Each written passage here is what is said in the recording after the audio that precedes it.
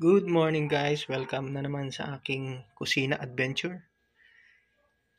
Magluluto tayo ngayon ng buttered shrimp. Ayan ang preparation ko, ayan ang gagamitin kong sangkap. So, para sa aming tanghalian yan. So guys, panoorin nyo lang hanggang matapos. Hihiwain ko muna itong bawang at simulan ko ng igisa. Wait lang guys ha. So ayan na, hiwa na yung bawang. So simulan natin igisa ito. Simple lang naman lutuin ito. Gigisa mo lang yan. Yan na yung sangkap eh. Sige guys. Ayan guys, igisa ko muna yung susukay ko muna itong bawang. Medyo golden brown na yan. Lagyan natin butter. Kaya mantika muna nilagay ko kasi pag buttered agad susunod. Susunod ko rito yung yung buttered.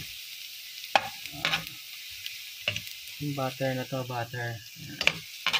Medyo para hindi na susunod. Dali ko siyang masunog. So dyan ko siya igigisa. Inalagay ko na itong buttered. Yan.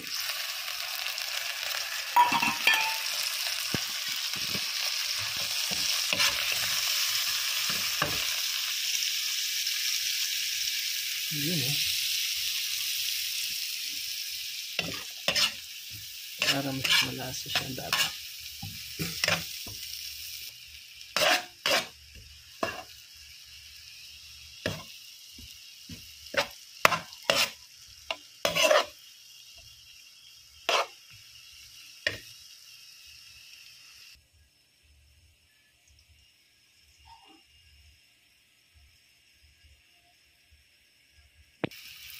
Ayan.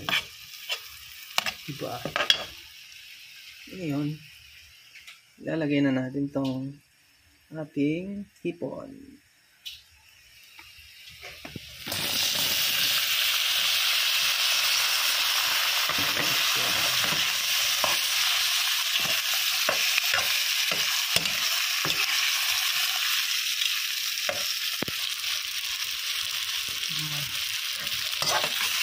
Okay. Gilis na natin sa butter with garlic.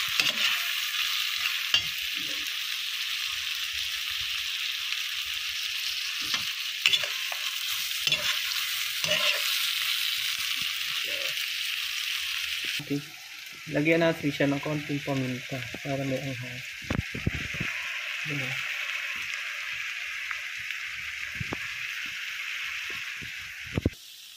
Ngayon naman ay lalagay na natin tong ating tomato. Ayan.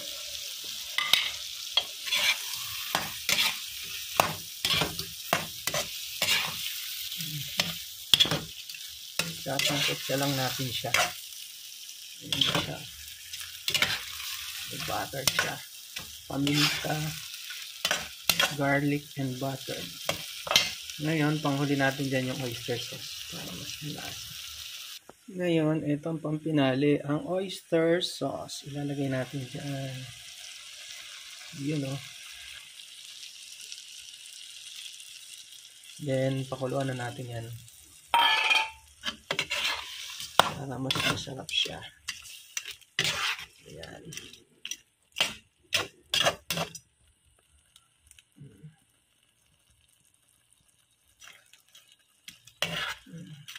Ayan na siya. Tayo na lang natin siyang maluto. Ayan. So, pakuluan na lang natin siya ng tama. Then, pwede na siyang serve. Ayan. Sa pagluluto nito, ito pinakamadaling lutuin, no? Gigisa mo lang. Wala ka na may gagawin. Nga lang, yung sangkap yun lang yun. Tapos igigisa mo, okay na. Konting lang, mabilis lang siya lutuin. Ayan. Simple lang siya lutuin. Meron ka ng ulam, diba? O, sige guys, hanggang sa susunod ha. Pag nagluto uli ako. Ingat kayo dyan. Bye! Finished product. Ayan na yung buttered shrimp. So, tara guys, tikman na natin to. Kung masarap. Ayan siya.